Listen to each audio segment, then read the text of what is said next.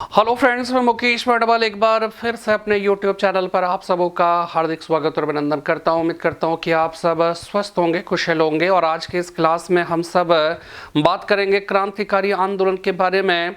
Revolutionary movement Bharat के इतिहास में राष्ट्रीय आंदोलन जो भारतीय राष्ट्रीय कांग्रेस के नेतृत्व में संचालित हो रहा था, उसी के समानांतर चलने वाला एक आंदोलन था जिसने अपने तरीके से भारतीय राष्ट्रीय कांग्रेस के राष्ट्रीय नेतृत्व के अलावा उसने भारत की आज़ादी में अपनी महत्वपूर्ण भूमिका निभाई थी। यानी तरीके अलग थे लेकिन योगदान सेम था, उद्देश्य सेम था, और वो था भारत की आज़ादी। लेकिन अगर आप माइन्यूटली ऑब्जर्व करिए दोनों के कंट्रीब्यूशन का, तो आप इस बात को बहुत बेहतर तरीके से समझ सकते हैं कि भारतीय राष्ट्रीय कांग्रेस का जो लक्ष्य था, जो उनका डेस्टिनेशन था, जो उनका गंतव्य था, वो गंतव्य टाइम टू टाइम चेंज होता रहा। और उसमें जो है एक लक्षण दिखता है, एक अलग तरह का जो है, यानी कि पहले कुछ और था, फिर कुछ और, फिर फाइनली जाकर पूर्ण आज़ादी कांग्रेस का लक्ष्य बना। लेकिन जब हम क्रांतिकारी आंदोलन की बात करते हैं तो शुरू से ही आप उसमें क्या है कि उनकी पूर्ण आज़ादी उनका शुरू से ही लक्ष्य था। उसमें कहीं कोई कह सकते हैं कि इफ और बट नहीं था, उसमें कहीं कोई कंफ्यूजन नहीं था, कोई इल्यूजन नहीं था, और उन्होंने उसी लक्ष्य की प्राप्ति की दिशा में काम किया। ये बात सही है कि वो उस लक्ष्य की प्राप्ति के पहले ही इस आंदोलन का एक तरह से क्या हो गया, समापन हो गया। लेकिन उन्होंने अपने विरोचित जो कार्य थे उन कार्यों से जो अपनी छाप भारतीय जनजीवन में जो छोड़ रखा था, उसकी वजह से क्या होता है कि धीरे धीरे जो राष्ट्रवाद की जो भावनाएं थी वो भावनाएं और भी बलवती और सबल और प्रबल होती चली गई। और भारतीय राष्ट्रीय कांग्रेस के नेतृत्व में चलने वाली जो कह सकते हैं राष्ट्रीय आंदोलन की धारा थी, उसके साथ अपने को एकाकार करके भारत की जो आज़ादी की जो कह सकते हैं जो प्रवाह थी, जो धारा थी, उस धारा को और भी जो है सबल बनाया, प्रबल बनाया, और हिंदुस्तान अंततः आज़ाद हुआ। देखिए, ये ध्यान आपको रखना है कि हमारे देश में क्या है कि जो इतिहास लिखा जाता रहा, ठीक है, उसमें क्या था कि जो क्रांतिकारी आंदोलन की अक्सर जो है कह सकते हैं कि उनका जो योगदान देश की आज़ादी में वो बहुत ही कम करके आंका गया। लेकिन होता क्या था कि कोई भी जो कह सकते हैं कि अहिंसक, देखिए हिंसा और अहिंसा मेरे हिसाब से क्या है कि दोनों की अपनी अपनी विशेषता है, दोनों के अपने अपने चरित्र हैं, दोनों की अपनी अपनी प्रकृति, अपने अपने स्वरूप है। अगर हम हिंसा से आधारित राजनीति से हम देशभक्ति की बात कर रहे होते हैं, हम अगर देश की आज़ादी के संघर्ष का जो तरीका हम हिंसा को अगर अपनाते हैं तो उस तरीके में अंतर्निहित कमियां चाहे जो भी हो, लेकिन इस बात पर इससे इनकार नहीं किया जा सकता है कि एक हिंसक कार्रवाई जिसमें साहस, जिसमें अदम्य उत्कट देशभक्ति, जिसमें अपना सर्वस्व न्योछावर करने की जो बात थी, उसमें अपने हित को नजरअंदाज करने की जो बात थी, वो कहा जाता है कि वो ताबड़तोड़ उनकी जो कार्रवाई होती थी, जो हिंसक कह सकते हैं कि उनके जो कृत्य होते थे, उसकी वजह से क्या होता था कि एक प्रकार से कह सकते हैं कि भारतीय जनमानस को कह सकते हैं जितना वो उद्वेलित करते थे, जितना अपने विरोचित कार्यों से कह सकते हैं कि वो करके निकल जाते थे, या तो पकड़े जाते थे या फांसी पे लटका दिए जाते थे, लेकिन उसके पीछे भारतीय जनमानस में जितना कह सकते हैं कि झकझोर कर वो चले जाते थे। कहा जाता है कि शांतिपूर्ण तरीके से यानी अहिंसक तरीके से भारतीय जनमानस में राष्ट्रवाद की भावनाओं को कह सकते हैं कि पनपने देने में, उसको जन्म देने में या उसका विकास करने में जितनी जो है कह सकते हैं कि समय लगता था, उससे बहुत ही कम समय में ये क्रांतिकारी जो है वो अपने कृत्यों से देश की आबादी, देश की जो जनसंख्या थी, उसमें अपना प्रभाव छोड़कर वो चले जाते थे। ये बात सही होता क्या ना कि जब आप कोई क्रांतिकारी काम करते हो ना, तो उसका जो रिजल्ट होता है वो तुरंत तो नहीं मिलता है, लेकिन आपके द्वारा दिए गए बलिदान से जो कह सकते हैं जो असर भारतीय जनमानस में जो या किसी भी जनमानस में जो अंकन होता है वो सदियों तक बना रहता है, वो सदियों तक बना रहता है। और उसको सोचकर गांधी जी की बात हम आज जब सोचते हैं तो हमेशा जो है वो क्या होता है कि हमें हमें एक कह सकते हैं संयमित आचरण के साथ कह सकते हैं कि एक सही दिशा, एक नैतिकता आधारित जो है कह सकते हैं कि जो मूल्य है, मूल्यों के आधार पर चलकर हम धीरे धीरे slowly and steady wins the race जैसी जो है एक धारणा के साथ हम क्या कर रहे होते हैं, गुजर रहे होते हैं। लेकिन जैसे हम भगत सिंह के बारे में सोचते हैं, जैसे ही हम चंद्रशेखर आजाद या खुदीराम बोस या सुभाष चंद्र बोस इन सब के बारे में जब हम सोचते हैं, तो हमारे अंदर क्या होता है कि हमारी लगता है जैसे कि गांधी जी के आंदोलन या गांधी जी के विचारों को जब हम ओढ़कर जब हम क्या करते हैं, जब चल रहे होते हैं, तो हमारे जो गति होती है वो गति क्या होती है कि अपेक्षाकृत बहुत ही संयमित, बहुत ही स्लो एंड बहुत ही कह सकते हैं कि लगातार मतलब जो है धीरे धीरे slowly and steady wins the race के कॉन्सेप्ट पर काम कर रहा होता है। लेकिन जैसे ही हम भगत सिंह, जैसे चंद्रशेखर आजाद, जैसे सुभाष चंद्र बोस को हम सोचते हैं, हमारे मन मस्तिष्क में उनके तस्वीर का जैसे ही अंकन होता है, हम क्या करते हैं, हमारी जो गति होती है वो रफ्तार थोड़ी तेज हो जाती है। अपने आप जो है कह सकते हैं कि जो जज्बात है, जो भावनाएं हैं, वो कहीं ज्यादा सबल, ज्यादा प्रबल और कह सकते हैं कि कहीं थोड़ी सी आक्रामकता के साथ जो है वो निकल कर आने लगती है। फर्क आप यहां पे समझिएगा कि गांधी जी को जब हम सोच रहे होते हैं तो हम क्या करते हैं कि बहुत ही संयमित, बहुत ही कह सकते हैं धैर्य, बहुत ही कह सकते हैं कि एक प्रकार से एथिकली हम सब क्या करते हैं, अपने कदम बढ़ा रहे होते हैं। लेकिन जब हम भगत सिंह के बारे में सोचते हैं, हमारी चाल जो है तीव्र होने लगती है, हमारी जो आक्रामकता थोड़ी बढ़ने लगती है, हमारा जो आक्रोश है उसके प्रकटीकरण के तरीके जो है थोड़े से क्या हो जाने लगते हैं, थोड़े उग्र होने लगते हैं। तो ये एक फर्क है। और उसमें क्या होता है कि जो slowly and steady wins the race के कॉन्सेप्ट पर काम करते हैं, उसका भी हर्ष, उसकी भी परिणति जो है वो लक्ष्य की प्राप्ति तक तो ठीक है, रहती है, लेकिन उसमें बहुत धीरे धीरे क्रमशः चल रहे होते हैं। लेकिन जो कह सकते हैं कि बहुत आक्रामक तेवर अपनाता है, और उसमें क्या होता है कि उनमें उसकी वजह से उनको कुचल दिया जाता है। लेकिन कहते हैं ना कि आप हमारे शरीर को मार सकते हो, हमारे विचारों को नहीं मार सकते।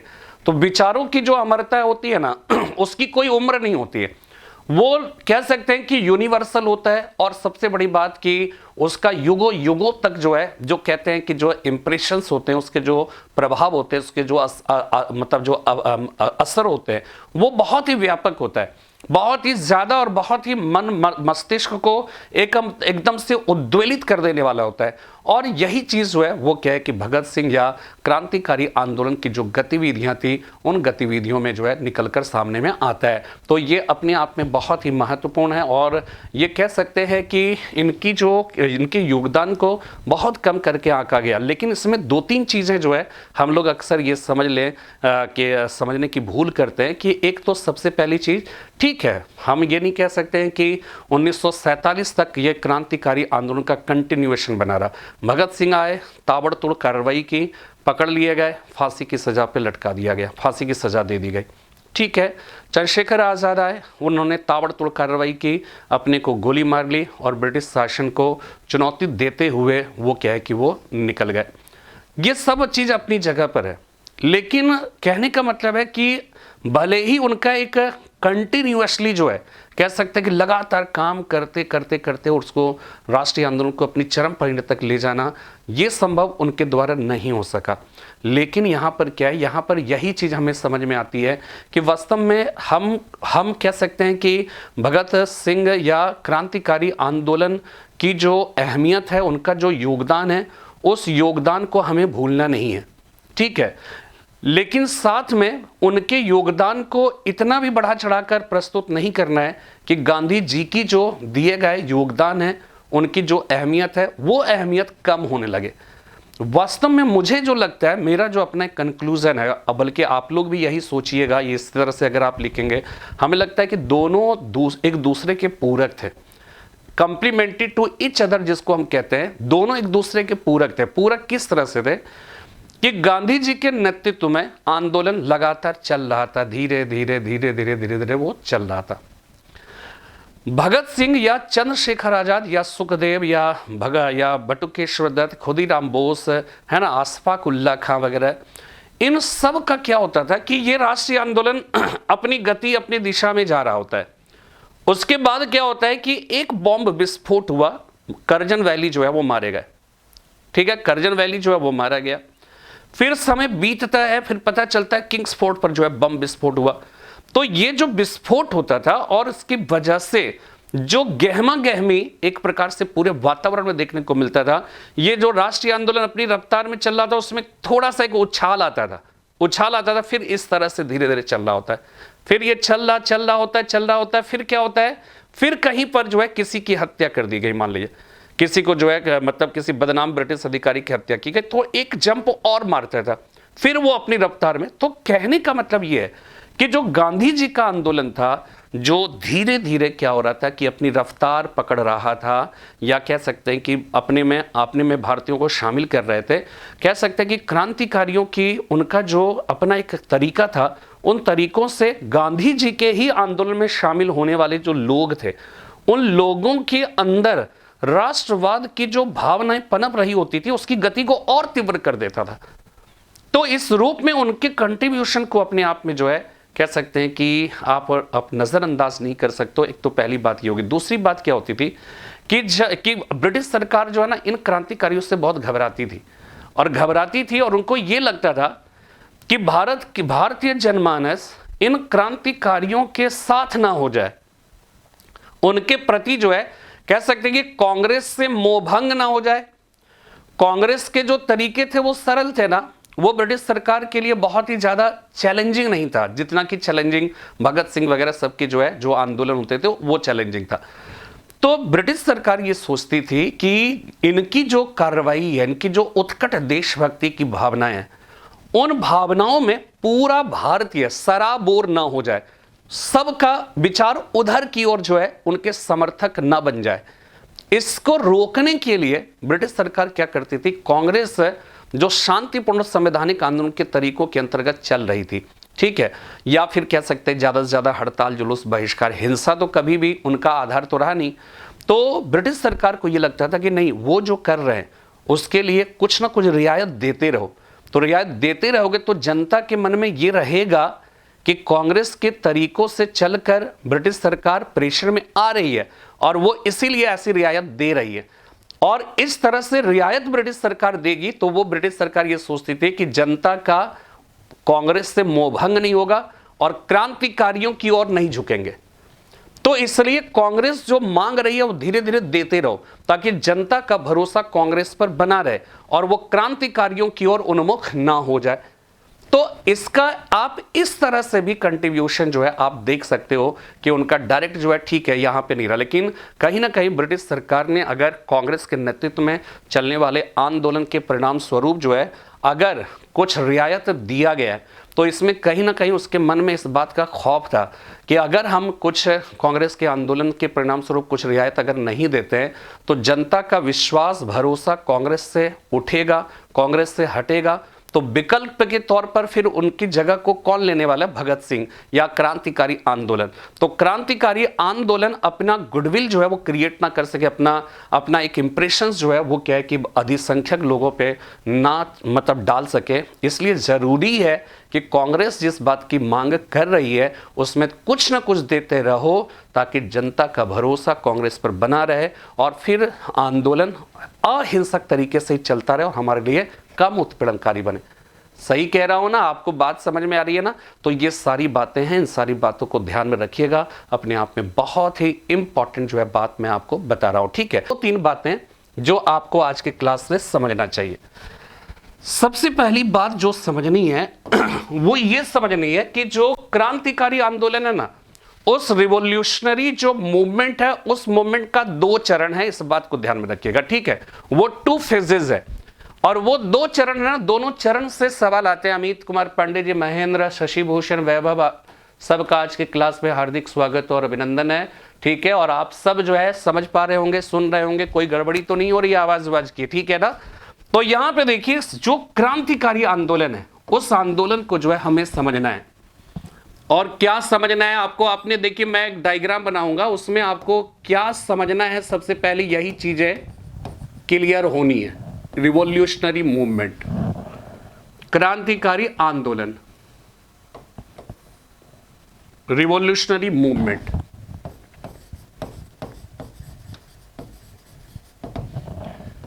इसके भी भारत में जो है ना कितने फेज रहे, 2 फेजेस, कल के क्लास में भी बताया था, लेकिन थोड़ा सा 2 फेजेस रहे, 2 चरण रहे। ठीक है, एक चरण जो है वो कब से स्टार्ट होगा, स्वदेशी आंदोलन के बाद। ठीक है, और दूसरा जो चरण होगा ना वो असहयोग आंदोलन के बाद होगा। ये कल की भी क्लास में हमने आपको बताया, असहयोग आंदोलन के बाद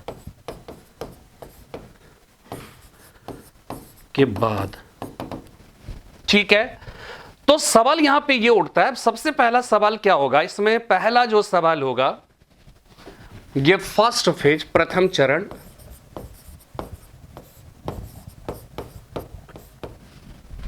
ये द्वितीय चरण।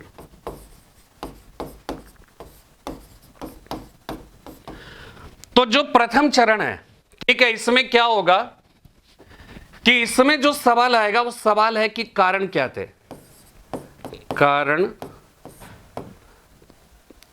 परिणाम,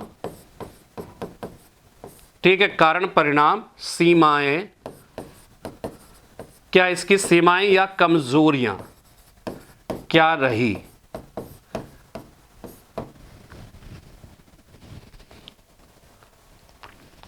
यहां पर भी असहयोग आंदोलन के बाद जो दूसरा चरण प्रारंभ हुआ, इसका भी कारण क्या था, कारण परिणाम, परिणाम, इसके बाद विफलता के, जो तात्कालिक विफलता है, विफलता के कारण, एक तो उद्भव के कारण क्या हुआ, विफल क्यों रहा, क्यों नहीं अपनी चरम परिणति तक पहुंच सके, ठीक है, विफलता के कारण। और आप इसमें एक चीज और जोड़ लीजिएगा, प्रथम विफलता के कारण और उपलब्धियां,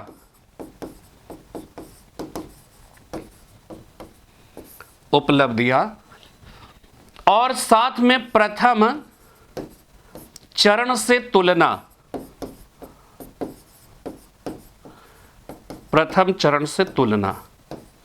अगर इतनी बात हम समझ लेते हैं तो हम बहुत हद तक हम क्या करेंगे, इसका जो कॉन्सेप्ट है वो कॉन्सेप्ट को हम अच्छी तरह से डिफाइन कर लेंगे, हम अच्छी तरह से परिभाषित कर लेंगे और अपने मन मस्तिष्क में अपना एक कॉन्सेप्ट जो है हम बना लेंगे।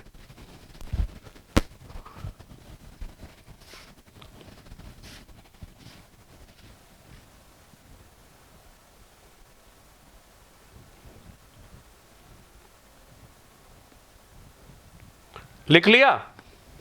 अब यहां पे देखिए, जो प्रथम स्वदेशी आंदोलन या प्रथम चरण के कारण की बात करें तो यहां पे प्रथम चरण,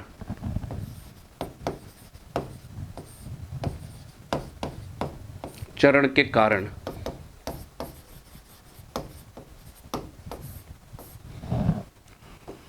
कारण को 2 भागों में बांट सकते हैं, एक वैचारिक,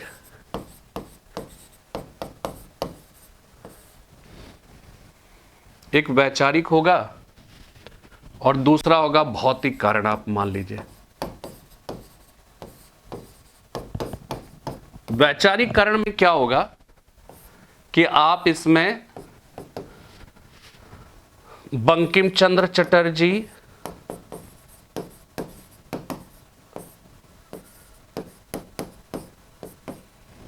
बंकिम चंद्र चटर्जी, दूसरा हो जाएगा अरविंदो घोष, घोष आदि, है ना। मतलब आप ये समझ लीजिए कि ये सब जो विचारों में ये क्या कर रहे थे कि क्रांतिकारी तरीकों के बारे में जो बात कह रहे थे। इसके बाद स्वामी विवेकानंद की बातें, विवेकानंद के विचार। जब भौतिक कारण की बात करेंगे तो इसमें हम क्या कहेंगे, नरमपंथी व गरमपंथी की उपलब्धियों से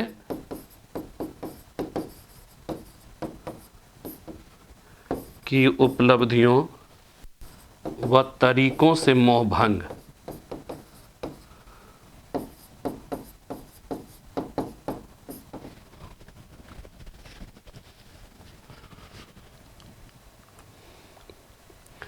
ठीक है, बंकिम चंद्र चटर्जी, अरविंदो घोष, स्वामी विवेकानंद के विचार, ये सब जो वैचारिक धरातल जो तैयार कर रहे थे। ठीक है, इसी वैचारिक पृष्ठभूमि में क्या होता है कि नरमपंथी आंदोलन चलता है, गर्मपंथी आंदोलन चलता है, और इनके प्रति जो एक मोहभंग होता है, मोहभंग के क्या कारण थे ये भी हम समझाएंगे।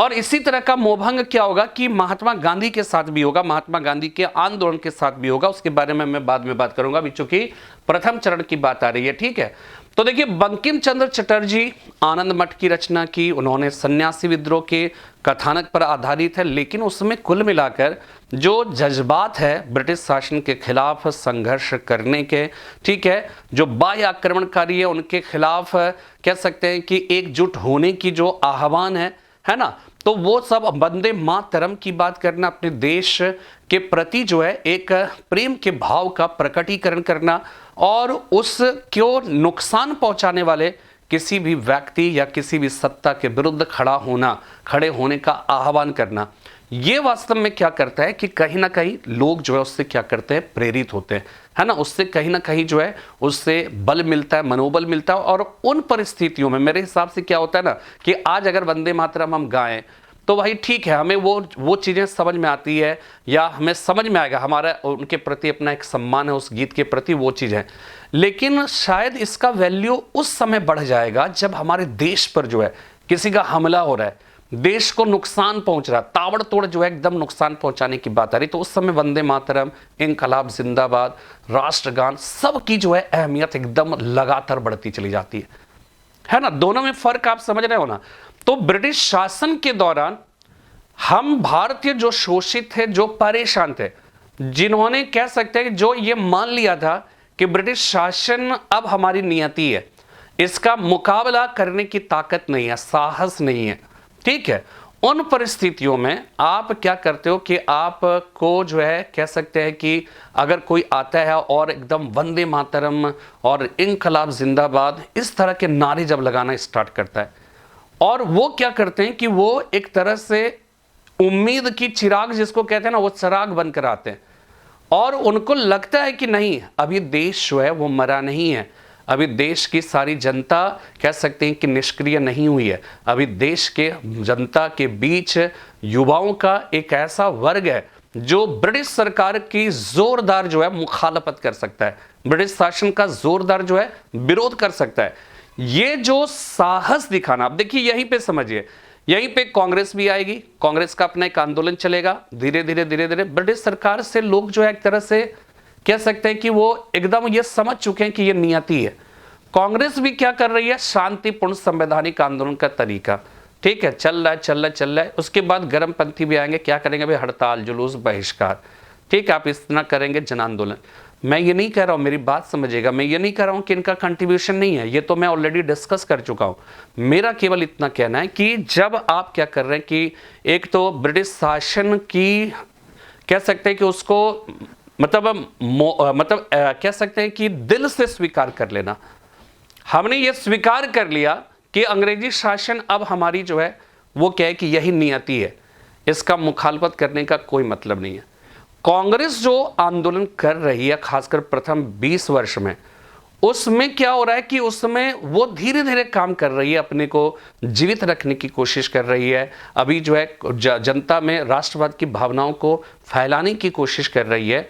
तो उसमें कोई एग्रेशन तो नहीं है, जनता उस दौरान भी क्या रहेगी, इनर्ट ही रहेगी एक प्रकार से, वो ये मान लेगी कि भाई ब्रिटिश सरकार तो नियति है और ये कर रहा है तो भाई ठीक है, करने दो, कर रहा है ठीक है, थोड़ा साथ दे देना। लेकिन ओवरऑल उस दौरान कांग्रेस का जो मूवमेंट था वो जनता में इस बात का विश्वास दिला पाने में सफल नहीं रही कि जो है ब्रिटिश सरकार को हिंदुस्तान से भगाया भी जा सकता है। और जस्ट लाइक आप समझिए कि कांग्रेस का शुरू में उद्देश्य भी नहीं था पूर्ण स्वाधीनता, वो क्या कर रही है, डोमिनियन स्टेटस, है ना, डोमिनियन स्टेटस की मांग, पहले तो कुछ नहीं, फिर धीरे धीरे आप डोमिनियन स्टेटस की मांग कर रहे हैं, फिर आप जो है पूर्ण स्वराज्य की ओर जा रहे हैं, तो धीरे धीरे आप बढ़ रहे हो। लेकिन इसी बीच में कौन आ जाए, क्रांतिकारी आ जाए।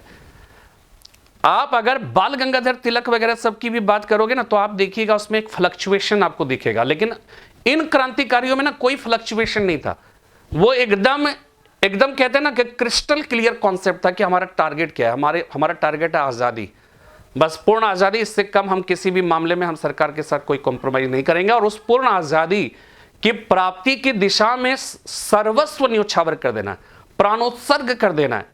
एकदम जो है कोई भी हमें अपनी जीवन से कोई भी फर्क नहीं पड़ता, हमारे जीवन रहे या ना रहे, लेकिन हमारे देश की जो सांसें हैं, धड़कनें हैं, वो जो है वो क्या है कि वो एकदम मतलब स्वतंत्रता के वातावरण में जो है वो क्या है कि अपनी धड़कनें उसकी चलती रहे, हम इसकी कोशिश करेंगे। तो यहां पे क्या होता है कि नरमपंथी और उनके तरीके बदलते रहे। कभी जो है पहले ये कह रहे थे कि नहीं हमें मतलब जो है किसानों की समस्या का अंत कर दीजिए, फिर ये कर दीजिए, वो कर दीजिए, है ना। फिर कुछ समय के बाद होगा, बोलेगा नहीं हम भारतीय हैं, हमारा घर है, हमको शासन चलाने दीजिए। फिर क्या होगा, थोड़ी दिन जाएंगे, थोड़ी देर बाद जाएंगे, फिर कहेंगे पूर्ण स्वराज, पूर्ण स्वराज। आप क्या कर रहे हो कि आप बदल रहे हो, लेकिन मैं ये नहीं कह रहा हूं कि कमी है, मैं ये कह रहा हूं कि उनकी मजबूरी थी, वो उग्र नहीं हो सकते थे, तो वो धीरे धीरे पहले एक स्टेप, फिर दूसरा, फिर तीसरा, इस तरह से बढ़ रहे थे। गर्मपंथी की अगर हम बात करें तो ठीक है, बाल गंगाधर तिलक एक तरफ ये कहते हुए दिखते हैं, बस एक से ही आपको समझ में आ जाएगा कि उनमें भी क्या फ्लक्चुएशन था। बाल गंगाधर तिलक कहते हैं स्वराज्य हमारा जन्म सिद्ध अधिकार है, मैं इसे लेकर रहूंगा। स्वराज्य मांगने से, लड़ने से मिलता है, और Swarajya is my birth right, our birth right and I shall have it. ये मेरा बर्थ राइट है, जन्म सिद्ध अधिकार है, और हम इसे लेकर रहेंगे। तो ये बात आप क्या कर रहे हो कि आप कह रहे हो, है ना। उसके बाद क्या होता है, फिर आप कहते हो कि नहीं मानेंगे, हड़ताल करेंगे, जुलूस, बहिष्कार, मास मूवमेंट। नरमपंथियों की राजनीति भिखमंगी राजनीति है, सब कुछ आप कर रहे होते हो। तो एक उम्मीद थोड़ा सा दिखता है कि चलो थोड़ा सा जो है एक एग्रेशन है इसमें, लेकिन फिर क्या होता है, आपको हवालात में बंद कर दिया जाता है। 6 साल मांडले जेल में रहते, जब हिंदुस्तान आते कौन सा आंदोलन चला रहे होते हैं, होम रूल आंदोलन।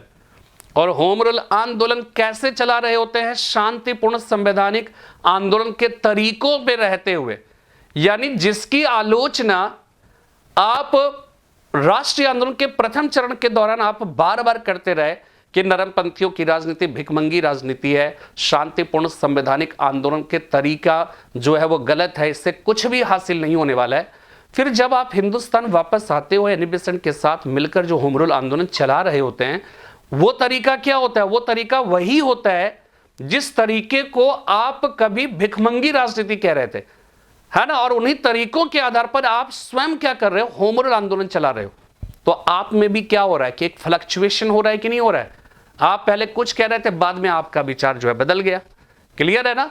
लेकिन अगर हम इसके विपरीत, अगर हम भारत के क्रांतिकारियों की अगर हम बात करें, अगर हम उनका मूल्यांकन करें, एकदम क्रिस्टल क्लियर कॉन्सेप्ट है भारत की आज़ादी, इससे कम कहीं नहीं। कोई भी जो है, हमको भारत की आज़ादी चाहिए, और भारत की आज़ादी का जो है वो तो है ही है, लेकिन ये ऐसा नहीं है कि slowly and steady wins the race, कि हम धीरे धीरे जाएंगे अहिंसक तरीके से। उन्होंने ये कहा कि अहिंसक तरीके से नरमपंथी गरमपंथी ने काम किया, क्या हासिल हुआ, कुछ भी हासिल नहीं हुआ। हमारी जो है मात्र जो है तरीका है हिंसा।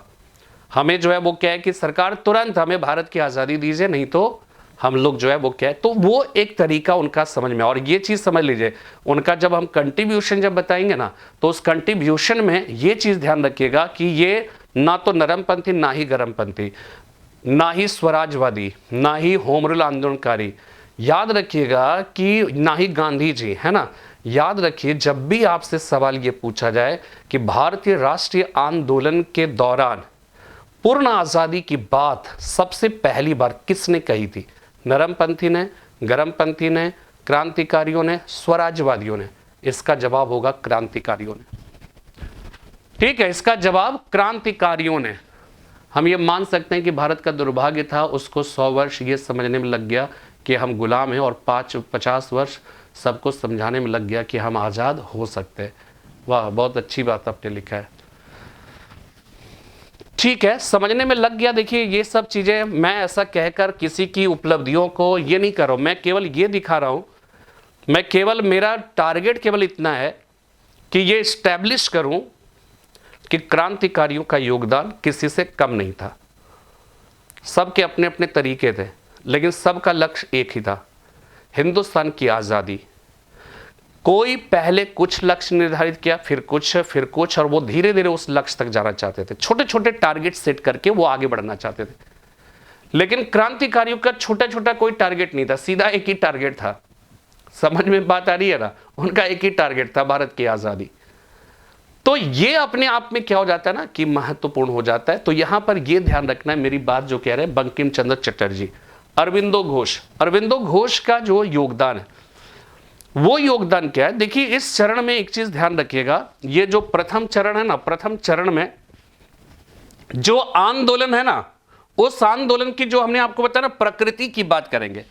तो प्रकृति में क्या होगा ना, इस चरण का जो आंदोलन है, जैसे पंजाब में भी हो रहा है, महाराष्ट्र में भी, और कहां पे हो रहा है, तीसरी जगह बंगाल हो जाएगा।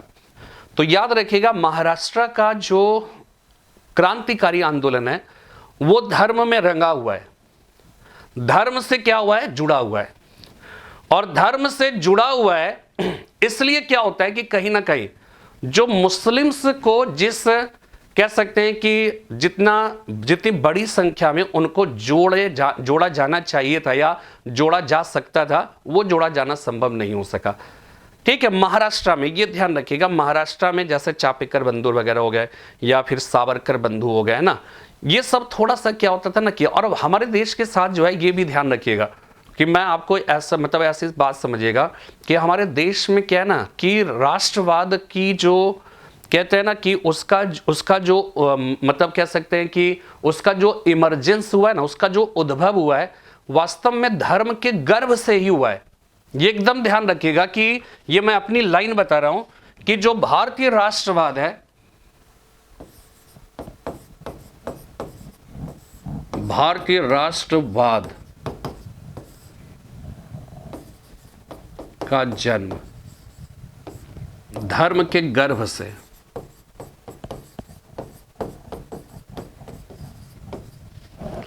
धर्म के गर्भ से। अब इसमें देखिए, इसमें दो बातें हो सकती है, दो बातें, एक अच्छी,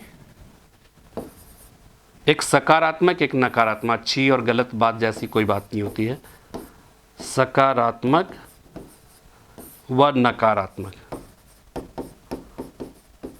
जब हम सकारात्मकता की बात करते हैं तो आप सोचिए, क्या ये कम बड़ा योगदान है क्या धर्म का?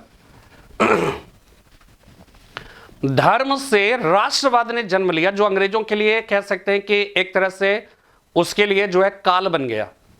तो धर्म का इस रूप में अगर देखा जाए तो बहुत बड़ा कंट्रीब्यूशन है ना। तो इस रूप में हम धर्म की सकारात्मक भूमिका देखेंगे ना, है ना, उसका एक पॉजिटिव जो है इंपैक्ट देखेंगे ना कि धर्म के गर्भ से ही जो है भारतीय राष्ट्रवाद का जन्म हुआ है। चाहे शिवाजी का तिलक का गणेश महोत्सव ले लीजिए, या फिर जो है शिवाजी महोत्सव ले लीजिए, या फिर इसके पहले जो है स्वामी दयानंद सरस्वती, स्वामी विवेकानंद, अरविंदो घोष, बंकिम चंद्र चटर्जी, कहीं ना कहीं जो है वो क्या है कि धर्म के से ओतप्रोत, ठीक है, हिंदू संस्कृति से सराबोर, नहाए हुए जिसको कहते हैं, कि वहां से उन्होंने क्या किया कि उन्होंने ब्रिटिश शासन के विरुद्ध राष्ट्र भारतीयों में कह सकते हैं भारतीय जनमानस को एजुकेट करने के लिए उन्होंने क्या किया, धर्म का सहारा लिया और उसमें बहुत हद तक सफल भी रहे। ठीक है, लेकिन जब नकारात्मक पहलू की बात करते हैं तो सकारात्मकता हो गया ये कि ये अच्छी बात है कि राष्ट्रवाद का जन्म। नकारात्मकता क्या हो गया, ये जो है मुस्लिम्स, अल्प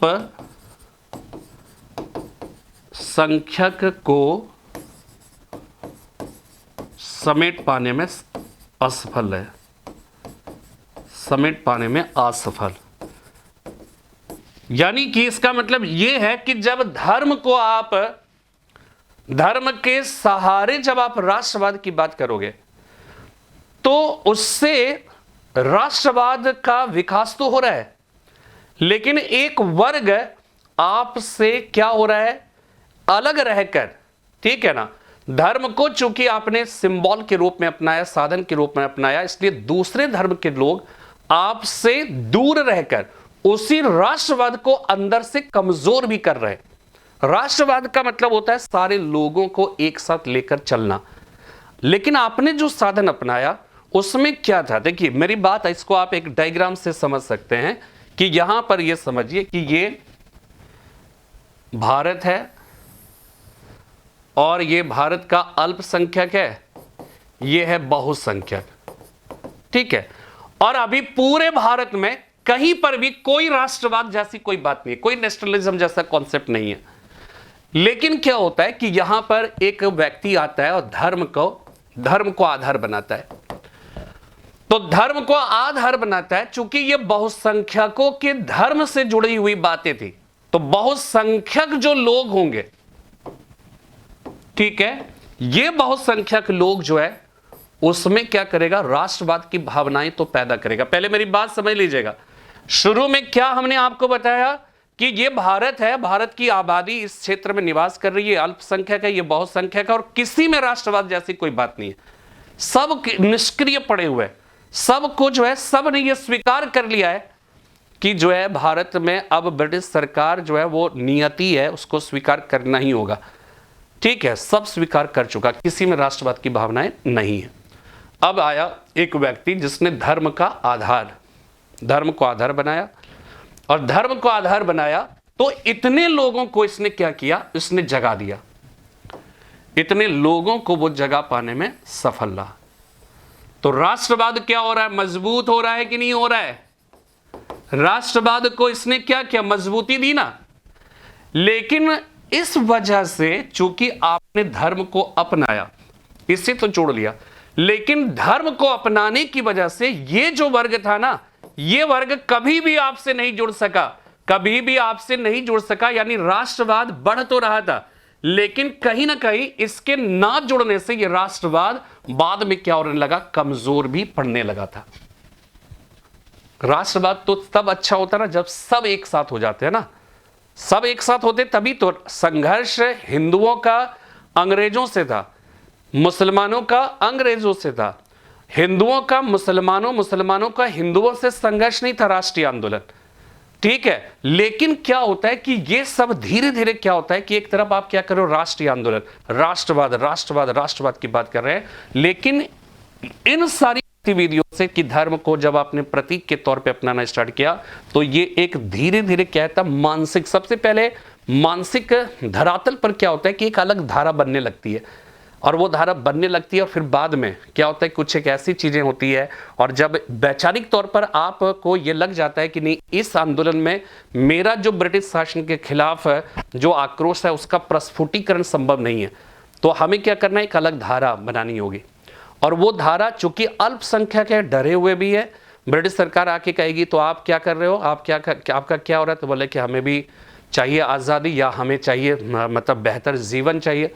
तो उन्होंने कहा कि देख रहे हैं, वो केवल इंडिकेट करेगा, देखो ये लोग धर्म के आधार पे आगे बढ़ रहे। क्या आपको लगता है कि अगर ये जो बना रहा है वो किसके खिलाफ, अंग्रेजों के खिलाफ बना रहे हैं ना, तो ये जो है अंग्रेज केवल इनसे कहेंगे कि आप बताओ, ये अपने धर्म के आधार पे जो राष्ट्रवाद को जन्म दे रहा है, इसके परिणाम स्वरूप हमें खदेड़ कर ये कैसा राष्ट्र बनाएंगे, हिंदुस्तान हिंदू का राष्ट्र बनेगा ना, तो आपके हित तो मारे जाएंगे ना। तो ये बहुत आसानी से मोटिवेटेड हो जाएंगे, और ये जो मानसिक रूप से, जो एक वैचारिक रूप से, जो एक कह सकते हैं कि एक थोड़ा सा जो एक मोहभंग होता है, वो मोहभंग का क्या होता है कि ब्रिटिश सरकार बहुत बेहतर तरीके से अपने पक्ष में इस्तेमाल करती है। डिवाइड एंड रूल करो और उसको अमली जामा पहनाती है, वैचार में जो हुआ उसको आप धीरे धीरे क्रियान्वित करने लगती है। और वही जो है फिर क्या होता है कि एक तरफ ब्रिटिश शासन के खिलाफ जिस राष्ट्रवाद को जन्म दिया गया, उसके पैरेलल में एक ऐसी बात धारा निकल कर आती है जो ब्रिटिश सरकार की समर्थक होती है और राष्ट्रवाद का विरोधी होती है। और इससे क्या होता है कि कहीं ना कहीं हिंदुस्तान का जो राष्ट्रीय आंदोलन था उसका एक दुर्भाग्य उसके साथ जुड़ जाता है कि उसे हिंदू मुस्लिम एकता के लिए भी संघर्ष करना पड़ा। और अंततः कह सकते हैं कि जो आपने अंग्रेजों के खिलाफ जो संघर्ष किया उसकी परिणति सफल रही, आपने हिंदुस्तान को आज़ाद कराया। लेकिन दूसरी तरफ हिंदू मुस्लिम एकता के लिए जो आपका संघर्ष था वो चरम लक्ष्य को प्राप्त नहीं कर सका और अंततः हिंदुस्तान का विभाजन हो गया। क्लियर है ना मेरी बात? तो यहां पे जो है ये ध्यान रखिएगा कि धर्म के गर्भ से दो बातें यहां पे, तो यहां पे ये ध्यान रखना कि प्रथम चरण जो होगा उसकी बातें क्या होंगी,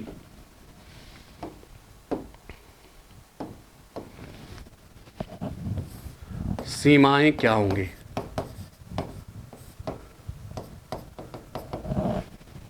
ठीक है, प्रथम चरण की जो सीमाएं हैं वो सीमाएं क्या क्या होंगी। तो सबसे पहली चीज, सबसे पहली बात इसमें होगी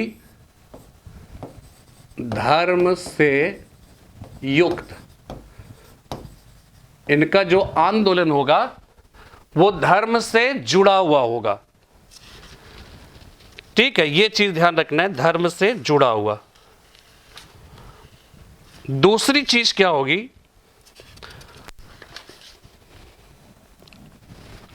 लिख लिया। दूसरी सीमाएं इसकी क्या होगी, एक तो हो गया प्रथम चरण हो गया यहां पर, है ना। दूसरी बात कि लक्ष्य या एक प्रकार से असंगठित, असंगठित है। ठीक है, असंगठित यानी कि इसका मतलब क्या होगा ना, ये हमेशा से रहेगा। जैसे पंजाब है, पंजाब में जो क्रांतिकारी आंदोलन हो रहा था, महाराष्ट्र में जो हो रहा था, बंगाल में जो हो रहा था, सब एक तरह से अलग अलग, उसको एक सूत्र में पिरो कर रखने वाली जो है कोई यहां पर कह सकते हैं कि इस तरह की बात नहीं थी। ठीक है, तीसरी इंपॉर्टेंट बात क्या हो जाएगी, तीसरी इंपॉर्टेंट बात वही सीमाएं क्या है कि वो जन आंदोलन, जन को या सामान्य जन को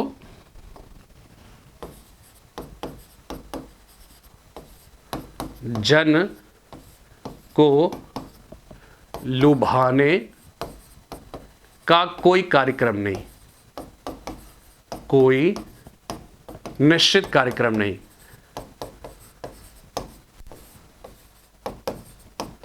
कार्यक्रम नहीं। ठीक है, यही चीज आप देखिएगा, धर्म से युक्त था, दूसरी बात असंगठित है, तीसरी बात सामान्य जन को लुभाने का कोई निश्चित कार्यक्रम नहीं। जैसे देखिएगा जब दूसरे चरण में जाओगे ना, तो जो समाजवादी जो विचारधारा, जो रशियन रिवॉल्यूशन खत्म हुआ, जो वहां से समाजवादी विचारधारा जब आई, तो समाजवादी विचारधारा किससे जुड़ा हुआ था, पूंजीपतियों से जुड़ी हुई विचारधारा तो नहीं थी ना, वो विचारधारा आम जनों से जुड़ी हुई थी। यानी कि दूसरे चरण में क्या होता है कि एक तो धर्म से युक्त था, वहां पे धर्म से मुक्त हो जाता है। दूसरी बात कि आम जनों को लुभाने वाली एक समाजवादी विचारधारा जो रशियन रिवॉल्यूशन के परिणाम स्वरूप जो है वो क्या है कि वो हिंदुस्तान के अंदर प्रवेश कर चुका था, वो समाजवादी विचारधारा का ये सारे क्रांतिकारी आलिंगन कर रहे थे। और उनके पास क्या था, जनता को, सामान्य जन को प्रभावित करने की अपनी एक, कह सकते हैं कि उनके पास एक विचारधारा थी। ऐसी विचारधारा यहां पर नहीं थी। तो ये आप जो है इसकी एक सीमा जो है वो क्या है कि मांग सकते हैं और अपने आप में जो है ये बहुत ही इंपॉर्टेंट बात है, ये आपको ध्यान में रखना है। ठीक है, यानी कि आप ये कह सकते हो कि जनता के साथ इनका जीवंत संबंध स्थापित नहीं हो सका, जनता के साथ जीवंत संबंध स्थापित नहीं कर सके।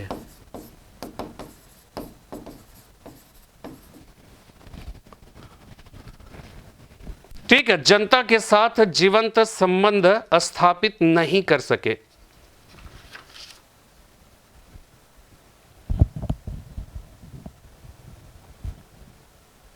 ठीक है, लेकिन क्या होता है, सीमाएं ये ना, इसी को हम कमजोरी भी कहते हैं, ये ध्यान रखिएगा। तो जब आपसे ये पूछा जाए ना प्रथम चरण की कमजोरी क्या थी, प्रथम चरण की सीमाएं क्या थी, अगर ये 3 पॉइंट याद है ना, इससे देखिए ज्यादा आपके पास समय ही नहीं रहेगा कि इससे ज्यादा आप लिख सके, और ना ही इससे ज्यादा कुछ है भी इसमें। ठीक है, ये कमजोरी है, इसकी लिमिटेशंस क्या थे। लिमिटेशंस आप समझिए कि सबसे पहली बात की हिंसा पर आधारित है। तो हिंसा पर आधारित कोई भी राजनीति होती है ना, उसकी अपनी एक, कह सकते हैं कि खास उसकी जो है सीमा, उसकी एक विशिष्ट सीमा होती है। और वो सीमा क्या होती है कि वो सबको समेट पाने में, भले ही उद्देश्य चाहे जितना ग्रेट हो, लेकिन चूंकि हिंसा पर आधारित है और हिंसा सहने की क्षमता, हिंसा करना सरल होता है, लेकिन हिंसा करने के बाद जो दमन होता है और उसमें गिरफ्तार जब होते हैं, जब आप पकड़े जाते हैं, जो आपको टॉर्चर किया जाता है। आपको पता है ये जो बीडी सावरकर थे, विनायक दामोदर सावरकर। आप सोचिए कि बहुत ही सरलता से कोई भी व्यक्ति जो है कह देता है कि सावरकर वाले विचारधारा से प्रभावित है, सावरकर को मतलब एक तरह से उनको घसीट। लेकिन आपको पता है 1910 में उनको गिरफ्तार किया गया था और 1937 27 साल तक उनको जेलों में रखा गया और उनके पास मतलब कह सकते हैं कि उनको सश्रम कारावास, भयंकर जो है जैसे कोल्हू का बैल होता है ना, उस जगह पे उनको जोता जाता था। और वो जो है सेल्यूलर जेल। वहां पर क्या होता है कि उनका जो कंट्रीब्यूशन है, आपको बार बार जो है आप उनका नाम लेकर एक प्रकार से क्या करते हैं कि आप उनकी जो उन्होंने देश के लिए जो कंट्रीब्यूट किया उनको आप नजरअंदाज कर देते हो, ठीक है ना। तो वो जो है 37-27 साल तक जो है, आप सोचिए नेल्सन मंडेला कितने महान थे। नेल्सन मंडेला उतने ही सालों लगभग जो है जेल में बिताए और भगत और बीडी सावरकर भी जो है, ठीक है ना। तो फिलहाल यहां पर ये चीज समझिएगा कि ये लिमिटेशंस है इनके, ठीक है, ये समझ में आ गया। दूसरी बात क्या है कि कारण क्या है ना, कारण यहां पे समझ में आ गया, वैचारिक कारण यहां पे हो गया, एक तो ये है। और दूसरी बात ये हिंदू, यानी कि बंकिम चंद्र चटर्जी हो, ये सब में देखिएगा आपको एक हिंदूवादी विचारधारा दिखेगी, हिंदूवादी विचारधारा। और एक बात ये ध्यान रखिएगा, हिंदूवादी विचारधारा का अक्सर ये चीज कहने का मतलब क्या होता है ना, जब हम लोग इस तरह की बात करते हैं तो हमें लगता है कि हिंदूवादी विचारधारा अभी हमने आपको बताया कि ये विचारधारा अपनाने का रीजन, याद रखिएगा रीजन यहां पर एक बात ध्यान रखना है, बहुत ही एकदम कह सकते हैं कि इसको बार बार आप हाईलाइट कर सकते हैं, हिंदूवादी विचारधारा। लेकिन याद रखिएगा कारण मुस्लिम्स के मन में किसी शंका को जन्म देना नहीं, जन्म देना नहीं, अपितु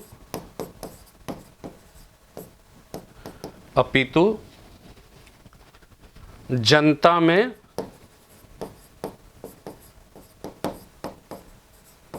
राष्ट्रवाद का अलख जगाना। क्योंकि धर्म जो होता है ना बहुत ही सॉफ्ट होता है, बहुत ही मतलब आसानी से धर्म के थ्रू आप लोगों को मोटिवेट कर लेते हो ना। तो इनका जो धर्म के थ्रू लोगों को मोटिवेशन जो करने की बात थी वो किसके अगेंस्ट में, ये चीज समझना बहुत जरूरी है कि इन सब ने अगर हिंदू प्रतीकों को अपनाया तो हिंदू प्रतीकों को अपनाने का रीजन क्या था, एक रीजन जो है कह सकते हैं कि इसका एक रीजन था कि हमें अंग्रेजों को और जो भी बाह्य उत्पीड़नकारी, बाह्य आक्रमणकारी और जिसने भी हमारा उत्पीड़न किया है हम उसका मुखालफत करते हैं। हम उन लोगों का मुखालफत नहीं करते जिसने किसी तरह का कोई उत्पीड़न नहीं किया, ठीक है। तो यहां पर देखिए, यहां पर अगर आप इसको ऐसे समझिए तो भाई जो भी है, बाबर है, मान लीजिए औरंगजेब है, तो इन सब ने क्या किया, हिंदुस्तान का कह सकते हैं कि उत्पीड़न किया हिंदुस्तान में आकर, है ना। हिंदुस्तान में आकर तो जो विरोध है वो विरोध है जब हम क्या करते, औरंगजेब का विरोध करते, कोई भी व्यक्ति जो है जब बाबर का विरोध करता है तो इसका मतलब ये नहीं होता है कि पूरी मुस्लिम कम्युनिटी के साथ विरोध कर रहा होता है। लेकिन हो क्या जाता है, हो यही जाता है उसकी जो कह सकते हैं कि उसका एनालिसिस कुछ इस तरह का कर दिया जाता है कि वहां पर यह हो जाता है कि औरंगजेब का विरोध का मतलब है मुस्लिम कम्युनिटी का विरोध करना। औरंगजेब बाबर का विरोध करने का मतलब बाबर का विरोध या उनका कोई किसी का विरोध, इस तरह के लोगों का वो इसलिए विरोध है क्योंकि उन्होंने भारत को जो है नुकसान पहुंचाया, भारतीयों की भावनाओं को ठेस पहुंचाई, यही तो होता है ना। लेकिन यहां पर भी वही चीज है, ये ध्यान रखिएगा कि आप धर्म का जब प्रतीक अपनाओगे तो इससे भारतीय जनमानस का, भारतीयों का एक वर्ग जो है उसको तो बहुत आसानी से आप क्या कर लेंगे कि आप मोटिवेट कर लोगे। लेकिन दूसरे वर्ग के अगेंस्ट में ऐसा मतलब ना होते हुए भी दूसरे वर्ग के मन में एक मनोवैज्ञानिक रूप से यह बात जो है वो एक भय पैदा कर देगा। और वो जो भय है जो उसके मन में पैदा हुआ उन परिस्थितियों में, उसका दोहन करने वाले बहुत सारे भेड़िए बचे हुए रहते हैं ना, वो भेड़िया क्या करेगा कि उसका दोहन करेगा और उसके बाद अपने हितों के हिसाब से उसको ढालेगा। ये होता है, यही होता है, वो उस समय भी हो रहा था, आज भी होता है। ठीक है, तो यहां पे जनता में राष्ट्रवाद का अलग जगाना, ये चीज हो गया। ठीक है, तो चलिए ये बातें, ये सारी बातें आपको समझ में आ गई ना, कि यहां पर यह ध्यान रखना है कि मुस्लिम्स के मन में किसी शंका को जन्म देना नहीं था। इसका कारण, क्योंकि धर्म जो होता है, इसी का कारण हमने यहां बताया कि धर्म, भारतीय राष्ट्रवाद का जन्म जो है धर्म के गर्भ से हुआ। इससे क्या है, दो बातें, सकारात्मक परिणाम, अच्छी बात है, राष्ट्रवाद का जन्म हुआ जनता के अगेंस्ट में, ब्रिटिश शासन के अगेंस्ट में भारतीय लामबंद हुए। नकारात्मक क्या हुआ, मुस्लिम अल्पसंख्यक को समेट पाने में असफल रहा। क्लियर हो गई बात यहां पे। ठीक है, इसके बाद देखिए जो नरमपंथी गरमपंथी है, इसमें क्या लिखोगे, ये सब लिखने के बाद स्वामी विवेकानंद वगैरह सब का जो है आप लिख दीजिएगा।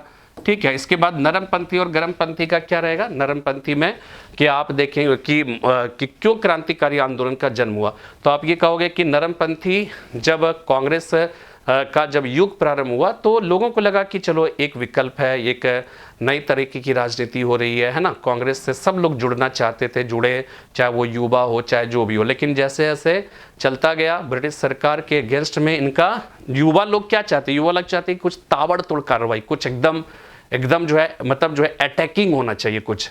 लेकिन नरमपंथियों की तो राजनीति में उसमें अटैक वगैरह वाली तो बात थी नहीं, तो धीरे धीरे लगने लगा अरे ये तरीका जो है सही नहीं है। सोच रहे थे अब होगा, 20 साल बीत गया, कुछ नहीं हुआ। तो क्या हुआ, गरमपंथी आए, गरमपंथी ने कहा कि मांगने से नहीं लड़ने से मिलता है। तो जो युवा लोगों को बोलेंगे हाँ ये सही है, ये जो एकदम सही है, ये विकल्प अच्छा है, तो वो उनकी तरफ बढ़ेंगे। लेकिन पता चला 1908 में ये लोग भाग गए क्या, मतलब एक तरह से ये लोगों को, इन लोगों का नेतृत्व का दमन कर दिया गया, भाग गए। यानी कि जैसे देखिए बिपिन चंद्र पाल राजनीति से संन्यास ले लिया, तो ये एक तरह से क्या हुआ कि मतलब जो है मतलब कह सकते हैं कि युवाओं को शामिल तो कर लिया, लेकिन आप छोड़कर चले गए। अरविंदो घोष जो है, भागने का मतलब यहां पर ये समझ, अरविंदो घोष अलीपुर षड्यंत्र केस से मुक्त हो गए, चले गए पांडिचेरी। ठीक है, लाला लाजपत राय अमेरिका चले गए, बाल गंगाधर तिलक उनको 6 साल की कैद की सजा देकर भेज दिया गया। तो कुछ लोग, उनको तो जेल भेज दिया गया, लेकिन ये सब जो थे, ये लोग तो वहां पे रुके रह सकते थे, लेकिन ऐसा नहीं हो पाया। तो क्या होगा, तो कहीं ना कहीं गरमपंथियों से भी एक प्रकार से युवाओं को क्या हुआ, मोहभंग हुआ, और तब उनको लगा कि नहीं, ना ही नरमपंथी ना ही गरमपंथी, यानी उनके पास अब कोई तीसरा विकल्प नहीं था। इनके पास एक ही विकल्प था कि जो करना है खुद से करो और व्यक्तिगत एकदम आर पार की लड़ाई करो, सीधा एक ही लक्ष्य, पूर्ण आज़ादी, पूर्ण स्वाधीनता, और उसको प्राप्त करने के लिए मतलब जो है अपना सर्वस्व न्योछावर कर दो। ये बात जो है वो क्या है कि यहाँ पर किया जाता है। ठीक है, तो नरमपंथी गरमपंथी में क्या होता है, तो ये चीज, तो इसका कारण समझ में आ गया। प्रथम चरण में क्या कारण था कि 1900 कह सकते हैं कि 1908 में स्वदेशी आंदोलन के दमन के समय तक, आप समझ लीजिए, मेरी बात सुनिएगा एकदम ध्यान से, कंक्लूजन, कि 1908 ईस्वी में या 10-11 तक जाते जाते भारतीय राष्ट्रीय आंदोलन क्या है, या 1908 तक जब स्वदेशी आंदोलन का दमन किया गया, भारतीय राजनीति में कांग्रेस की तरफ से 2 तरह के विकल्प प्रयोग किए जा चुके थे, नरमपंथी तरीका, गरमपंथी तरीका। लेकिन इन तरीकों से जो युवा वर्ग थे, जिनके अंदर ब्रिटिश शासन के खिलाफ जो एक आक्रोश पनप रहा था, जिनकी अभिव्यक्ति का वो एक आक्रामक तरीका जो चाह रहे थे, जो उनके अवचेतन मन में स्वाभाविक रूप से एक युवा वर्ग जो होता है उसका एक आक्रामक तरीका होता है, लेकिन नरमपंथी तरीके उनको जो है रास नहीं आए। गरमपंथी तरीके में एक प्रारंभिक आकर्षण के बाद फिर क्या होना कि फिर अंतिम समय तक जाते जाते उसका भी धाराशाही हो जाना, उसके नेतृत्व का दमन कर देना, या जिन्होंने आह्वान किया, एक कह सकते हैं कि एक जो है कह सकते हैं विकल्प जो दिखाया, उससे वो एक प्रकार से अलग हो जाना, और बाद में जाकर तो तिलक बदल ही गए, है ना। तो इस वजह से क्या होता है कि जो युवा वर्ग होते हैं उनको फिर अपने एक तीसरे विकल्प की यही दिखा कि नरमपंथी गरमपंथी दो तरीका अपनाया जा चुका है और इन तरीकों से देश को कोई फायदा नहीं हुआ। अब हमें कुछ जो भी करना होगा व्यक्तिगत वीरता और शहादत के बल पर करना होगा और फिर जाकर तब जो है तीसरा मतलब क्रांतिकारी आंदोलन का प्रथम चरण यहाँ पे प्रारंभ हो जाता है 1908 के बाद। ठीक है, ये हो गया कारण, है ना। उसके बाद सीमाएं क्या है ये भी देख लिया। इसके बाद रिजल्ट क्या हुआ, रिजल्ट क्या हुआ, इसका दमन कर दिया गया, दमन कर दिया गया, ये बात सही है। लेकिन फिर भी इनका कंट्रीब्यूशन क्या है, कंट्रीब्यूशन ये है, एक तो सबसे पहला कंट्रीब्यूशन यही है कि स्वदेशी आंदोलन के बाद से लेकर होम रूल आंदोलन के बीच करीब करीब 10 वर्ष या 8 साल 7-8 साल का फासला रहता है। इन 7-8 सालों में इन्होंने अपनी ताबड़तोड़ कार्रवाई से, चाहे वो मुजफ्फरपुर षड्यंत्र केस हो, चाहे नासिक षड्यंत्र केस हो, चाहे वो दिल्ली षड्यंत्र केस हो, इन सारे केसेस में अपना इन्वॉल्वमेंट दिखाकर ये क्या है कि एक तरह से ब्रिटिश सरकार को छकाते रहे, परेशान करते रहे। और सबसे बड़ी बात कि इस पड़ाव वर्ष में भारतीय जनमानस में राष्ट्रवाद की अलग को जगाए रखा, अपनी उत्कट देशभक्ति की भावनाओं से उन्होंने जो है उन्हें प्रभावित किए रखा। ये एक बहुत बड़ा कंट्रीब्यूशन है। ठीक है, ये बात सही है कि तात्कालिक रूप से अगर देखा जाए तो इनके आंदोलन को सफल नहीं कहा जा सकता है लेकिन राष्ट्रीय आंदोलन एक ऐसी बहती हुई नदी की तरह है जिसमें कई छोटे छोटे आंदोलनों की सहायक नदियां मिलती रही और नदी की धार को मजबूत करती रही। उसी छोटी छोटी नदी में से एक नदी जो है क्रांतिकारी आंदोलन है। और उन्होंने आंदोलन के प्रथम चरण में बंग भंग आंदोलन के समापन के पश्चात जो भारतीय जनमानस थी उसको निष्क्रिय नहीं होने दिया, उसको सोने नहीं दिया, उसको जगाए रखा। और यही राष्ट्रीय आंदोलन में इनकी एक बहुत बड़ी भूमिका मानी जाती है। समझ में आ गया? प्रथम चरण समझ में आया? बात समझ में आ रही है?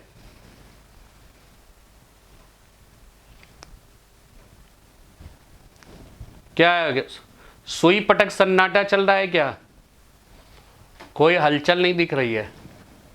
गजेंद्र, अर्जुन, शिवम, अमित कुमार पांडे, महेंद्र, वैभव, शशिभूषण, इसको कहते हैं सुई पटक सन्नाटा।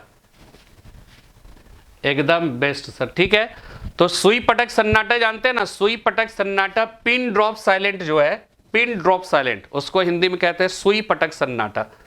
ठीक है, तो ये हो गया प्रथम चरण। ठीक है, अब प्रथम चरण में क्या होगा ना कि हम ऐसे भी नोट्स जो है जब देंगे तो उसको इस तरह से कर देंगे ना कि उसमें आपको बहुत ज्यादा यहां पर ये नहीं पूछा जाएगा नासिक षड्यंत्र केस क्या था, मुजफ्फरपुर षड्यंत्र केस क्या था, लेकिन आपको ये चीज देना पड़ेगा कि प्रथम चरण में कौन कौन सी इंपॉर्टेंट गतिविधियां हुई, शॉर्ट में आपको जो है इसको देते हुए इसको निकल जाना है।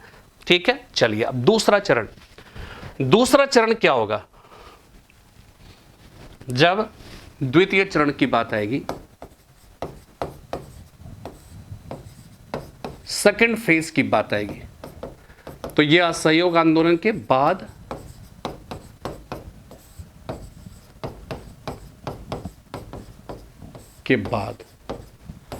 अब इसमें कारण क्या होगा? कॉजेस। ठीक है, क्या क्या कारण होगा आप ये बताइए, सोचिए कि क्या क्या इसमें कारण हो सकता है क्रांतिकारी आंदोलन के द्वितीय चरण का। ठीक है, आप सोचिए, जैसे देखिए क्या था कि 1908 में, इसको यहां समझिए, 1908 में जो क्रांतिकारी आंदोलन का प्रथम चरण प्रारंभ हुआ ना, ये 1914 में प्रथम विश्व युद्ध की शुरुआत हो गई और ये 1918 ईस्वी में जो है ये समाप्त हुई।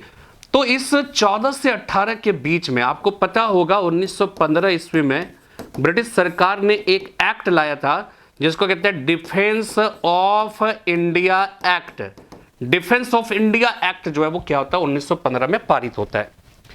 तो 1915 में जब ये पारित हुआ ना डिफेंस ऑफ इंडिया एक्ट, वो पारित ही इसलिए हुआ था कि ये 1908 से जो क्रांतिकारी आंदोलन चल रहा था, ब्रिटिश सरकार को इस बात का खौफ था कि 1914 में जो फर्स्ट वर्ल्ड वॉर प्रारंभ हुआ है उसमें ब्रिटिश सरकार इन्वॉल्व है, ब्रिटेन इन्वॉल्व है। तो ये जो क्रांतिकारी हैं वो इस बात का लाभ ना उठाकर कि प्रथम विश्व युद्ध है, ब्रिटिश सरकार की जो है अपने ही गर्दन जो है वहां पे फंसी हुई है, यानी कि एक प्रकार से कमजोर स्थिति में, तो कहीं ये क्रांतिकारी इस मौके का फायदा ना उठाकर वो हम पर कह सकते भारत में मतलब दिक्कतें ना उत्पन्न कर दे, इसीलिए 1915 ईस्वी में डिफेंस ऑफ इंडिया एक्ट पारित किया गया, भारतीय सुरक्षा अधिनियम। इसके तहत क्या था कि किसी को भी जो है राजद्रोहात्मक कार्यों के लिप्त रहने के संदेह मात्र पर गिरफ्तार किया। यही बाद में जाके रॉलेट एक्ट बन जाता है, इस चीज को ध्यान रखिएगा। पता नहीं आप जानते हैं कि नहीं जानते हैं। तो यहां पे क्या होता है कि डिफेंस ऑफ इंडिया एक्ट पारित किया जाता है। तो उस समय जो भारतीय थे उन समय, तो आप ये भी कह सकते हो सर, जब उस समय यही रॉलेट एक्ट की तरह था तो उस समय इसका विरोध उस तरह से नहीं किया गया, फिर 1919 में रॉलेट अधिनियम आया तो तब उसका इतना विरोध क्यों किया गया? तो इसका कारण क्या था? इसका कारण ये था कि प्रथम विश्व युद्ध चल रहा था, क्रांतिकारी आंदोलन चल ही रहा था। तो भारतीयों ने यह सोचा है भाई किसी भी देश की सरकार, कोई भी देश की सरकार जब होगी, अगर उनके सम्मुख कोई विषम परिस्थितियां हैं और वहां पर वो एकदम मतलब डीपली जो है वो क्या है कि इन्वॉल्व है और भारत के अंदर ये क्रांतिकारी आंदोलन उनके अगेंस्ट में चल ही रहा है, तो किसी भी सरकार के लिए क्या होता है कि एक जिम्मेदारी बन जाती है कि वहां पे इन्वॉल्व, हम वहां पर सही तरीके से लड़ सके। आंतरिक रूप से हमें क्या करना होगा? मजबूती प्रदान करनी होगी अपने आप को। और मजबूती प्रदान करने का तरीका क्या है? हम अपने आप को कानूनी दृष्टिकोण से या कानून के दृष्टिकोण से इतना सशक्त बना ले कि हमारे अगेंस्ट में कोई काम कर ही ना सके, और करे तो क्रूरतापूर्वक दमन कर दिया जाए। तो भारतीयों ने स्वीकार किया कि सोचा कि भाई चलो ये तो हर एक देश की सरकार की जिम्मेदारी बनती है अपने को इन विषम परिस्थितियों में कैसे सशक्त बनाएं, ठीक है। इसके बाद 1918 में क्या होता है? First world war. तो इस दौरान क्या होता है ना कि इस दौरान इस क्रांतिकारी आंदोलन का मतलब पूरी तरह से दमन कर दिया जाता है। 1918 में फर्स्ट वर्ल्ड वॉर खत्म होने वाला था, तब तक 1917 ईस्वी में ब्रिटिश सरकार को एक प्रकार से क्या है ना, इस दौरान डिफेंस ऑफ इंडिया एक्ट का इसका प्रभाव, इसका लाभ समझ में आ गया। तो ये तो विश्व युद्ध की परिस्थितियों के लिए था, लेकिन जैसे जैसे विश्व युद्ध समाप्त होने के कगार पे था, ब्रिटिश सरकार को लगा कि अरे ये अधिनियम तो बड़ा सही अधिनियम था, इससे तो बड़ा अच्छा कंट्रोल किया जा सकता है। और इस वजह से क्या होता है कि ब्रिटिश सरकार ये सोचने लगती है कि इसको क्यों नहीं परमानेंट जो है वो क्या है कि अधिनियम बना दिया जाए। तब 1917 ईस्वी में जस्टिस सिडनी रॉलेट की अध्यक्षता में एक जो है समिति बनती, जिसको रॉलेट समिति कहा जाता है। और यही रॉलेट समिति क्या करती है कि वो जाकर एक रिपोर्ट देती है, और उसी रिपोर्ट के आधार पर 18 मार्च 1919 ईस्वी को रॉलेट एक्ट पारित होता है। तो यहां पे जस्ट क्या होता है कि कहने का मतलब है, बाकी रॉलेट एक्ट के बारे में आप अच्छी तरह जानते हैं, ठीक है ना। तो रॉलेट एक्ट पारित होता है, तो आप जो है अच्छा इस दौरान आप क्या कर रहे होते हैं? ब्रिटिश सरकार पहले तो डिफेंस ऑफ इंडिया एक्ट पारित किया, किसी भारतीय ने विरोध नहीं किया, सब ने यह स्वीकार किया नहीं चलो विषम परिस्थितियां हैं, ब्रिटिश सरकार अपनी सुरक्षा के लिए ऐसा कर सकती है, किसी को भी हक है। दूसरी बात क्या है कि उसके बाद ऊपर से क्या किया, भारतीयों ने सपोर्ट भी किया, यह जानते हुए कि आपने भारतीयों से सलाह मशविरा किए बगैर भारत को भी इतने बड़े युद्ध में शामिल कर लिया जिससे कोई भी मतलब नहीं है, यानी भारतीय आप जन धन का प्रयोग कर रहे हैं, बावजूद इसके भारत के लोग क्या कर रहे हैं? सपोर्ट कर रहे हैं। इसी दौरान क्या हो जाते हैं? गांधी जी आ जाते हैं हिंदुस्तान में, गांधी जी आ जाते हैं। गांधी जी भी क्या कर रहे होते हैं? सपोर्ट कर रहे होते हैं, सेना भर्ती करने वाला सार्जेंट कहला रहे होते, कैसरे हिंद की उपाधि मिली।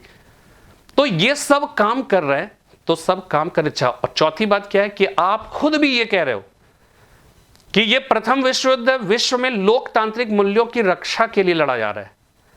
जब आप खुद कह रहे हो तो लोकतांत्रिक मूल्य तो भारत के लिए, जब विश्व में स्थापित करने की बात है तो इसी विश्व में भारत भी आता है।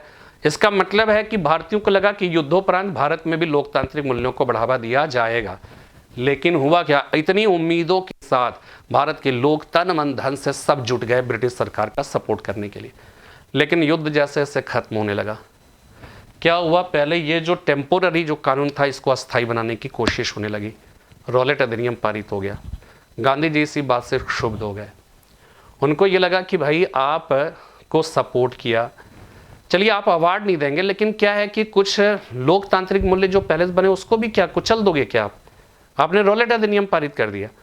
तो गांधी जी को एक मोहभंग हुआ, तब गांधी जी ने इसको काला कानून कहा और फिर इसके अगेंस्ट में अखिल भारतीय स्तर का पहला सत्याग्रह चलाते हैं जिसको रॉलेट सत्याग्रह कहा जाता है। तो वो सत्याग्रह चलता है। तो यहाँ पर क्या होता है, मेरी बात समझिएगा, मैं सेकंड फेज का आपको कारण बता रहा हूँ, क्रांतिकारी आंदोलन के सेकंड फेज का कारण। तो इस दौरान क्या हुआ, क्रांतिकारी आंदोलन को कुचल दिया गया। इस दौरान क्या हो रहा था, सब कुछ चल रहा था, गहमा गहमी थी फर्स्ट वर्ल्ड वॉर, तो उसमें कुचल दिया गया, कुछ भी वगैरह सब भी एक प्रकार से ब्रिटिश सरकार के साथ ही थे। लेकिन क्या हुआ कि जब फर्स्ट वर्ल्ड वॉर खत्म हो गया, ब्रिटिश सरकार की हरकतों में कोई परिवर्तन नहीं है। रॉलेट सत्याग्रह चला, रॉलेट सत्याग्रह के बाद फिर जो है वहाँ पे जालियांवाला बाग कांड हो गया। जालियांवाला बाग कांड के बाद फिर क्या होता है कि जालियांवाला बाग कांड को जन्म दिया, और ऊपर से क्या है कि वहाँ पे मार्शल लॉ लागू कर दिया पंजाब में, अमृतसर में, और वहाँ पर जिन लोगों को जितना जिस तरह से प्रताड़ित कर सकते थे सब, पूरे भारतीयों का दिल जो है एकदम टूट गया। उनको लगने लगा कि नहीं, ये ब्रिटिश सरकार बहुत ही उत्पीड़नकारी है। तो अब क्या होता है, गांधी जी असहयोग आंदोलन चलाने का निर्णय करते हैं। ठीक है, तो असहयोग आंदोलन जब चला रहे होते हैं तो गांधी जी और CR दास साहब, यहाँ पे क्या होता है ना, एक दो चीज और समझिएगा कि इस दौरान ब्रिटिश सरकार ने दमन करके क्या हुआ कि बहुत सारे क्रांतिकारियों को ना जेल में बंद कर दिया था। लेकिन 1918 के बाद ब्रिटिश सरकार क्या चाह रही थी, एक बेहतर माहौल चाह रही थी, और इसके लिए 1919 का अधिनियम पारित करना था ना, मॉन्टेग्यू चेम्सफोर्ड सुधार अधिनियम।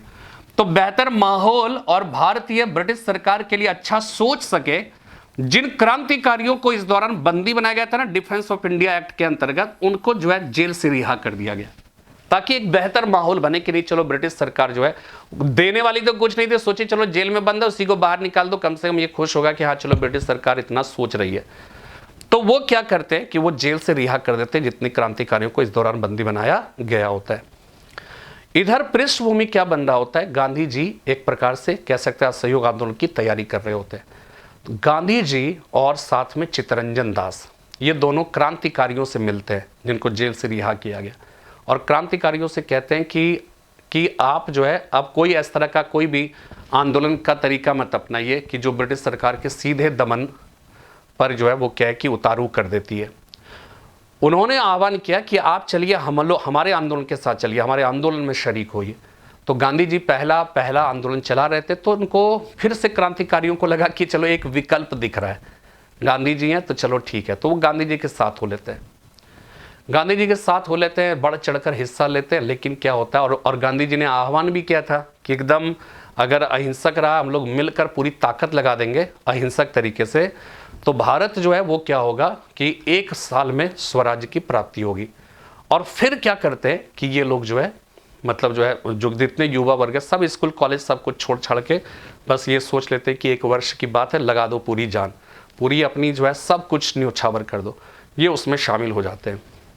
चलता रहता है, चौरी चौरा कांड हो जाता है। चौरी चौरा कांड के बाद जो है जब वापस ले लिया जाता है तो इनमें फिर से एक वही असंतोष का भाव आता है जो स्वदेशी आंदोलन के दमन के बाद आया। फिर से लग गया कि अरे यार ये तीसरा चीज है जो है, तीसरी बातें विकल्प आई लेकिन ये भी टाई फिस हो गया। तो फिर क्या होता है, यहां पर एक मोहभंग होता है पहला। तो एक तरह से क्या हो जाएगा कि इसका दूसरे चरण की शुरुआत के पीछे का रीजन क्या होगा, पहला रीजन होगा कि असहयोग आंदोलन की कह सकते हैं कि चौरी चौरा कांड की वजह से वापस लिए जाने के कारण युवाओं में एक प्रकार का असंतोष का भाव था, और फिर उनको लगने लगा कि नहीं अब जो है अब हमको यही तरीका हमारे लिए सुटेबल है। नरमपंथी देख लिया, गरमपंथी देख लिया, तीसरा जो है विकल्प गांधी ने सुझाया, चलो ठीक है वो भी अपना लिया, सब कुछ अपना के देख लिया लेकिन कुछ नहीं हुआ। तो इनके मन में क्या होगा वो, तब इसके बाद क्या होगा, इसके बाद दूसरा विकल्प क्या चला, स्वराजवादी। स्वराजवादियों का बताया था रचनात्मक कार्यक्रम और परिवर्तनकामी परिवर्तन विरोधी। एक था रचनात्मक कार्यक्रम के हिमायती, दूसरे थे कि केंद्रीय विधानसभा में चुनाव लड़कर जीतेंगे और वहां पे जाएंगे और भारत विरोधी सरकार की गतिविधियों को हम क्या करेंगे, सरकार की गतिविधियों का विरोध करेंगे। जो क्रांतिकारी थे ना उनको स्वराजवादियों का तरीका भी पसंद, बोला कि ये सब कुछ नहीं होना है, ये तो वही है, वहां जाएंगे विरोध करेंगे तो इसी से छन कर खबरें आएंगी तो जनता में राष्ट्रवाद, बोले इससे कुछ नहीं होना है। तो ये जो है वो क्या होता है कि यहाँ पर भी एक प्रकार से उनको गांधी जी की जो असहयोग आंदोलन की वापसी से मोहभंग हुआ। जो स्वराजवादी एक विकल्प लेकर आए उनको भी लगा कि नहीं इससे कुछ नहीं होने वाला है। तीसरी चीज क्या होती है, तब उनको एक नया विकल्प कहते हैं नहीं क्रांतिकारी तरीका। तीसरी जो है क्रांतिकारी तरीका अपनाने का एक रीजन ये भी होता है कि 1917 में क्या होता है, रशियन रिवॉल्यूशन हो चुका होता है, और 1920 ईस्वी में जो है ना नरेंद्र नाथ भट्टाचार्य, ये जो है कम्युनिस्ट पार्टी के जो है वो कहा जाता है कि अंतरराष्ट्रीय रूस, उसमें उनका बहुत भव्य स्वागत होता है जो बाद में एम एन रॉय कहलाते हैं। इन सब की वजह से क्या हो रहा था ना कि क्रांतिकारी जो कम्युनिस्ट गतिविधियां थी वो धीरे धीरे जो है बहुत ही तीव्र हो रही थी। और वो उसमें क्या था ना, उसमें क्रांतिकारी विचारधाराएं जो है वो बहुत ही प्रबल और सबल थी। तो जब रशियन रिवॉल्यूशन का असर हिंदुस्तान में बढ़ रहा था और वो एक एग्रेसिव एक रिवॉल्यूशन की बात करते थे ना, वो जो है सत्ता को उखाड़ फेंकने की बात करते थे। और रशियन रिवॉल्यूशन जो है वो हिंदुस्तान में वो लोग इसलिए चाह रहे थे क्योंकि हिंदुस्तान में ब्रिटिशर्स यानी कैपिटलिस्ट पूंजीवादी देश का शासन था, और रूस जो है साम्यवादी। उसकी कोशिश रहती थी कि हिंदुस्तान में जो है हमारा असर दिखे, भारतीयों को बताएं कि भाई हम विकल्प अच्छा है, इनको भगाओ। तो क्रांतिकारी तरीके से जो है वो भी, तो ब्रिटिश सरकार, तो ये क्रांतिकारियों को लगता है कि नहीं ये एक विकल्प है। एम.एन. रॉय वगैरह सब जो है रूस के क्रांतिकारी सबसे मिलते हैं इस दौरान।